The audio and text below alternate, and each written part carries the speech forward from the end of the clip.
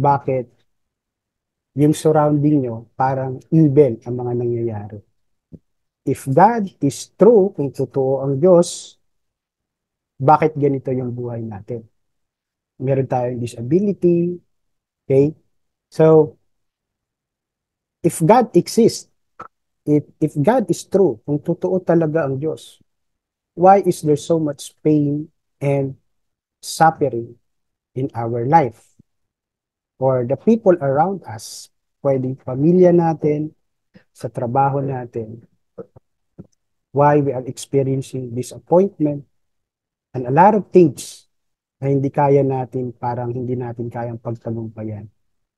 Natanong nyo na po ba yon na if God is really true, if God is with us, I remember this in Matthew chapter 23 verse 1. So mapabasa niyo po yun.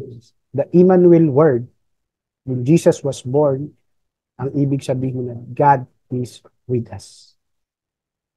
So, maraming mga pangyayari sa buhay natin na somehow we ask the question if God really exists. Ano, tanong nyo na po ba yon? Or naisip nyo na po ba yon?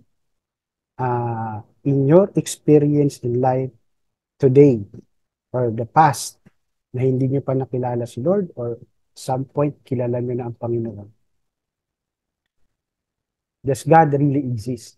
Kasi pag ngayon, pag tiningnan nyo po ang panahon, tiningnan nyo ang mundo, history repeat itself. Yung nangyayari po ng unang panahon, eh, nangyayari din po sa kasalukuyan ngayon ng panahon. And that we can relate sa ating passage today. So, isang verse lang. In the book of Habakkuk, chapter 1, verse 2. So, the Bible says, how long, Lord, must I call for help? But you do not listen or cry out to you. Violence, but you do not save. Okay? Para mas maintindihan natin, bigyan lang po natin ng background. So, yung Habakkuk, okay, this is a minor prophet, si Habakkuk. So, si Habakkuk, the word Habakkuk is believed to mean embrace or ardent embrace. Ito na masyado na ano yung niya. Pero the word embrace is yakapin. And we are very familiar with that. The word embrace, yakapin. So, siya po ay minor prophet. There are 12 minor prophet in the Old Testament. At isa doon si Habakkuk. At itong Book of Habakkuk, it was in the 7th century before Christ exists. Ito ay nangyari yung mga Israelita po ay tinapon sa Babylonia. And they were exiled 70 years in the Babylon. Okay? In the southern kingdom. Yung mga taga-Juda kasi, okay, tinapon sila sa Babylonia. Okay? Pero yung Samaria, I think the Israel, okay, they were conquered by the Assyrian Empire. Okay? So, yung time na to, Israelites or the Jews as experiencing injustice at nakita ni Habakkuk kung gaano ka wicked ang mga tao. Just like today, we are experiencing murder, we're experiencing thief, we're experiencing emotional. Diba? The evil word itself here is in many forms. Maraming mga forma yan. Or maraming halintulad or analogy or metaphor ang evil. Like for example, mayroong pangyayari na na-disappoint ka or meron kang failure. Okay, pwedeng maging form na ganun yung evil. Okay? So, balikan lang natin yung verse. Okay. So, here, if you look at the verse, okay, how long, Lord, must I call for that? This is chapter 1, and this is verse 2. Si Habakuk po ay in deep pain, in deep a prayerful lament, a prayerful lament that is pouring out his heart to the Lord. Na kung totoo ka, Lord, because Habakkuk experienced the love of God from the Old Testament, nakita nila kung paano gumalaw ang Diyos sa buhay nila. Yung sea, alam natin yung in the time of Moses and in so many miracles from the time of Joshua. In short, naranasan nila kung gaano kabuti at kadakila ang Diyos. That's why Habakkuk, this is Habakkuk praying to the Lord. And he is questioning kasi very prayerful. I think very prayerful si Habakkuk. Pero yung Panginoon is seems silent. Okay? And somehow in our life, parang ganun din si Lord. Ah, sorry. Alright. So sa case namin, sa example po, na seems silent si God is when nagkaroon kami ng kapansanan ng magkakapatid, kay apat kami na may kapansanan, and I pray to the Lord na, Lord, kung hindi man ako gumaling sa aking kapansanan, yung mga kapatid ko na lang po ang gumaling. Yan. Prayer ko yan. In the time nagkaroon na kami ng kapansanan, I pray to the Lord, even hindi pa masyadong intentional or personal in relationship namin sa Panginoon. Pero seems silent si God. At maraming mga ups and downs doon sa life namin, and I pray to the Lord, Lord, ganito ganyan, Lord. But seems silent si Lord. So ganito yung na-experience ni Habakkuk. He was pleading to the Lord na, ikaw, Panginoon, ay napakabuti. Pagmahal na Diyos. And why is, parang wala kang ginagawa, Lord. Parang walang ginagawa ang Panginoon. That is Habakkuk is saying in his prayer. This is prayer. Do you experience that, guys? When you pray, talaga you are just like talking to God, one-on-one, personal na yung pagpipray nyo sa Panginoon. Did you experience that? And yet, sa mga prayer ninyo, you're very consistent, pero seems silent si God. And when you look at your life in the whole world, there's so many things that is going on na talagang evil.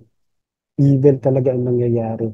When you look at the government, full of corruption, full of biases, full of questions, okay? Nandiyan pa yung mga poverty ng personal territory ng ating bansa. So, parang ang silent ni Lord. Parang wala siyang ginagawa. But the Bible says that He is at work. Okay, may timetable si Lord and He is doing something kahit na hindi po natin nakikita. So, there are three things that we can learn from this verse. First is perseverance in prayer. So, we all know this. Alam na po natin ito, no? We need to persevere in prayer. Ano ba yung response ng isang Kristiyano? If God is silent in your prayer, hindi ka na po ba nagpipray or nagtatampo ka na sa Panginoon? In Matthew 7 verse 7 says that ask and it will be given to you. Seek and you will find. Knock and the door will open. So, our response is to keep on praying to the Lord. Okay? This verse emphasizes the importance of prayer and the assurance that God responds to those who seek Him diligently. So this verse is telling we need to pray without ceasing. Pray until something happens. And the ultimate answer sa mga prayer natin, sabi nga, God Himself. God Himself. Because God is in control on all the things that is happening to you and happening around you. Siya yung may control. Ibig sabihin po, matyaga po ba tayo sa pananalangin? Or nananalangin lang tayo when everything is good? Hindi po ito madali. Persevere in prayer.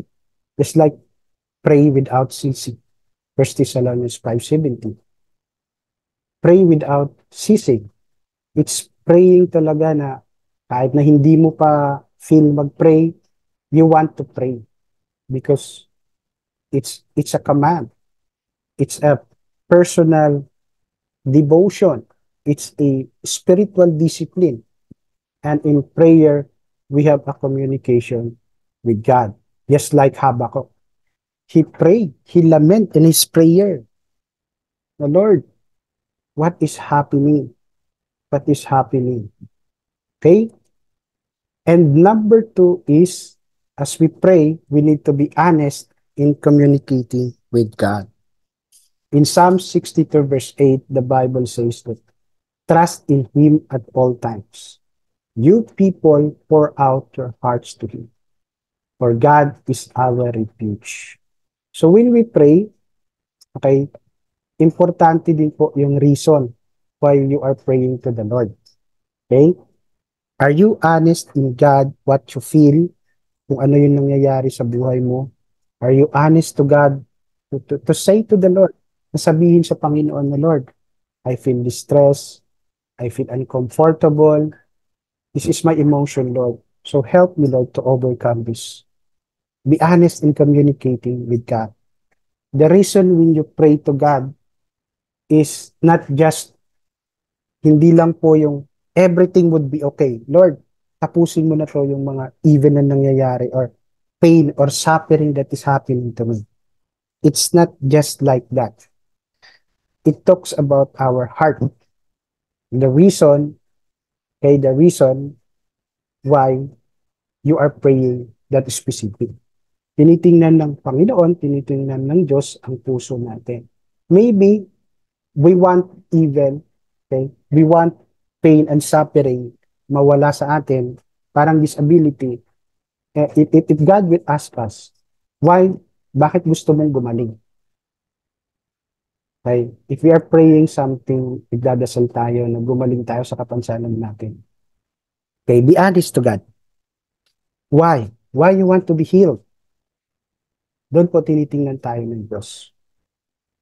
So, this verse in Psalm 62, verse 8, it ini-encourage po tayo na mag-trust sa Panginoon sa kabila po ng pain and suffering.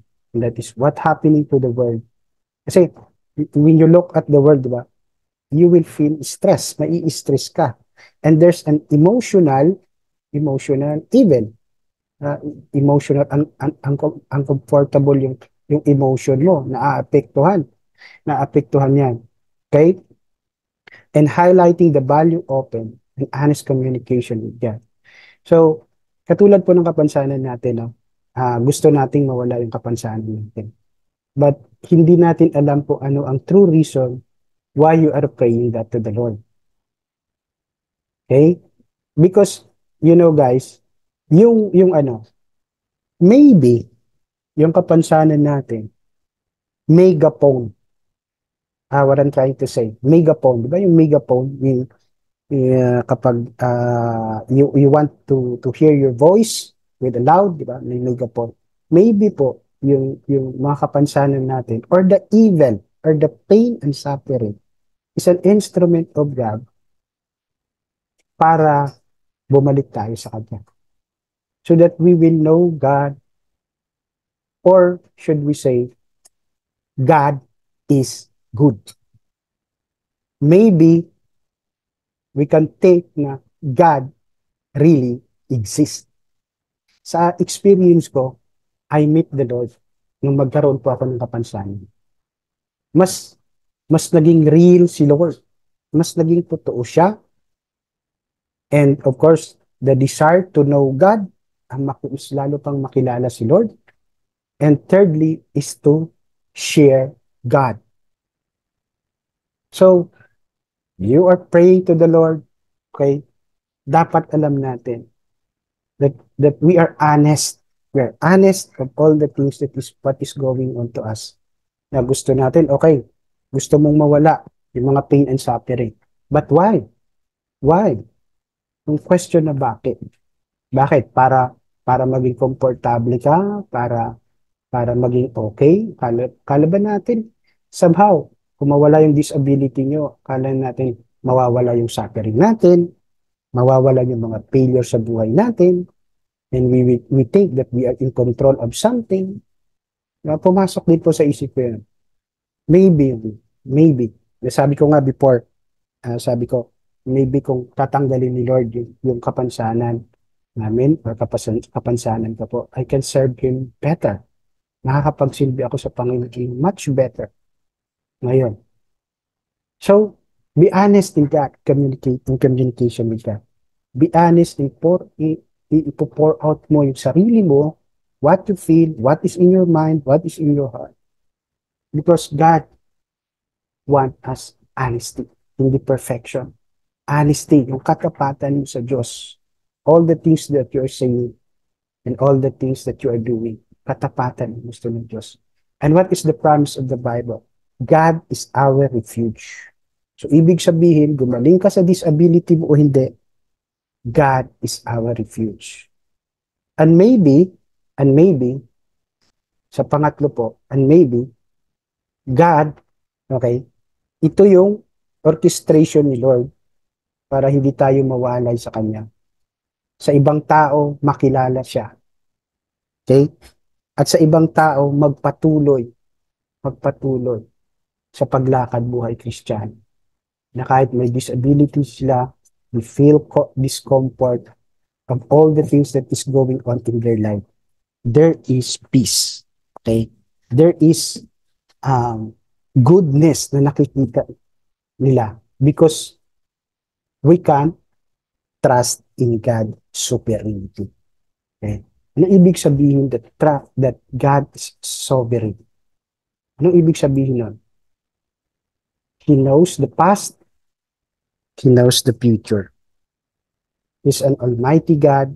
He is in control. Proverbs 3:5-6. Itong verse na to, alam mo po natin ito. Trust in the Lord with all of your heart. Lean not on your own understanding, but in all your ways submit to Him, and He will make your paths straight. So kapag nagtiwala ka sa Panginoon, buong puso, kaya kanina, di ba? Sabi doon, honesty. And it follows, trust God in all of your heart. Pag tayong manangat sa sarili natin, not our ways, not our wisdom, but we keep on trusting God and all the things that is happening to us, especially sa buhay natin. People, or tayo, hindi natin control ang nangyayari sa paligid natin. What we can control is ourselves. What we can control is how we view things. Kung paano natin, yung ating pananaw, okay, is our perspective. Yung ating pananaw ba, is it God? God is sovereign. Yung pananaw mo ba, God is in control? Importante pong malaman natin kung sino ang Diyos. Kaya patuloy natin kinikilala ang Panginoon. And as we obey God, as we trust God, nakikilala natin siya based on our experience. Naranasan natin. In your situation, in our situation, do you trust God that He's sovereign against your disability? Against what is happening in our family, sa trabaho, you're looking for a job, there's something going on in your job. Tulad ng sinabi ni Tatay Renan, that at yung heart niya gusto niya magsilbi pa rin, and he's still hoping. Do you trust God sovereignty? That He is at work and He knows what's going on in your life, nangyayari sa buhay ninyo. Do you trust in God? Na yung Diyos natin ay makapangyarihan at siya ang nakakaalam na makakabuti sa atin. Alam nyo guys, yung evil, okay, bakit inaalaw ni Lord? Some instances, why God allow evil, suffering, in the form of suffering, in the form of pain, disappointment, and failures? Bakit inaalaw ni Lord? Bakit inaalaw niya yung mga bagay niya? Aside from the things that I said a while ago. So, ang ganda nito. One of the example in the Bible, in the Old Testament, is in Genesis chapter 50, verse 20. The verse says, "You intended to harm me, but God intended for good to accomplish what is now being done, the saving of many lives." So this is Joseph. Si Joseph po ito. Makita niya, kapatid niya, to cut the story short, grabe yung nangyari sa buhay ni Joseph. Lahat, binenta siya, he hate yung mga brothers niya, diba? Galit sa kanya, and he was sold to Egypt, and the people around him, inaccuse siya ng rape. Okay. Pero anong sabi ni Joseph? In all the things na nangyari sa buhay. And all the things that happened in his around in his surroundings. Lahat po na nangyari sa buhay. You intended to harm me, but God intended for good to accomplish what is now being done, the saving of many lives. Maybe your disability, okay, i-reflect po natin sa sarili natin. Maybe our disability, okay, God allows it, okay, parang in some point, is to harm us. Kasi nga, hindi ka na makakilos, hindi na tulad ng dati. You are capable to yourself, kaya mong gawin lahat ng bagay. So in view of the sense na parang it can harm us talaga, it can harm us. But God intended it for good to accomplish what is now being done. Ibig sabihin may purpose si Lord. Okay? God, okay, will make it a beautiful, a blessing to others. Why? Maybe yung disability mo po, mag-instrument yan para ma-save yung family mo, para ma-save yung kaibigan mo, para ma-save yung mga katrabaho mo. So in short, God allows evil, God allows pain, suffering, God allow disability in our lives para po somehow to accomplish His purpose, to accomplish, okay, to accomplish kung ano yung will at plan ng Diyos sa buhay natin. Okay? And the second verse, ang ganda po nito. Okay, before we end, ang ganda. In 1 Corinthians chapter 15, verse 55 to 57, sinali ko na lang po yung dalawang verse, no? Where, O death, is your victory? Nasaan yung tagumpay mo kamatayan? Where, O death, is your sting? Nasaan yung kamandag mo? The sting, okay, ng kamatayan. The sting of death is sin, and the power of sin is in the law. But thanks be to God, He gave us the victory through our Lord Jesus Christ. So, ganito po yung nakita ko dito. Pinakita ni Lord sa akin. The greatest problem, what is the greatest problem of all the people? Sa palagay niyo, ano yung pinaka-greatest problem ng tao? Eh, ang mamatay siya, mawawala siya sa mundo. That is the greatest problem of all the people, of us. Kayo, ako. Okay, that is the greatest problem po. Pero ano pong sabi sa verse? But thanks be to God, He gave us the victory through our Lord Jesus Christ. We know that when we accepted the Lord Jesus Christ, our Lord and Savior, it doesn't matter kung meron kayong kapansanan o hindi, whatever status in your life, you're rich or poor, ano man po yung kalalagayan natin, the Bible says that we have the victory. Meron na tayong tagumpay. And that is equal salvation and eternal life. Apart from our reward, meron tayong gantimpala.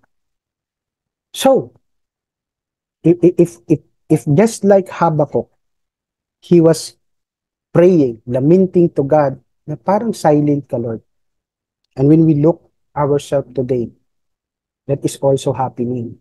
Hindi ako, pinagpipray ko, Lord, hindi naman ako gumagaling sa kapansanan ko. Pinagpipray ko, Lord, ganito, ganito, ganyan. Seems silent ka, Lord. You know, guys, this is my encouragement to us. Whatever is going through in your life, Ang tatandaan lang po natin, are we obeying God? Sumusunod pa tayo sa Diyos. Okay. Habakkuk in the later part, okay, in the later part, I think that is only chapter 3, ang Habakkuk, kapag basahin nyo lang po. Later in that part, okay, what did Habakkuk do? He just embrace and obey God, just like his name. In-embrace niya, he wants to obey God, okay, that he believed that God is in control through his word. Minigit niya yung salita ng Panginoon, niyakap niya kung anong kalagayan nila, because that is 70 years. Nabi ng Panginoon, 70 years kayo maiksa. Niyakap niya, kaya he accepted it. Parang sa buhay din natin. We need to accept, some of us, I don't know about you, but also I'm learning in accepting the fact we have the disability. And, in the end, until the end of our life, we're all dependent. Pero, eto, God give us the victory through our Lord Jesus Christ. Na kung ano man yung nararanasan mo, God is in control, we can trust God. God is a loving God, God is a merciful God. And through our praise report kanina, imagine that kind of goodness kung gaano kabuti ang Diyos sa buhay natin. It's more than enough to thank the Lord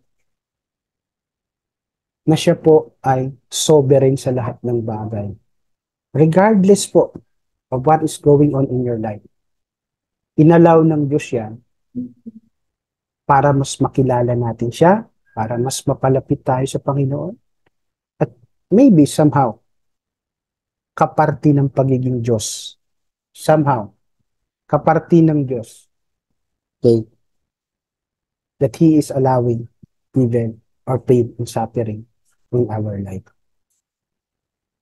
Para makilala natin siya, so that the world will know na may Diyos, there's a Creator, at siya lamang po ang patungkulan ng ating buhay.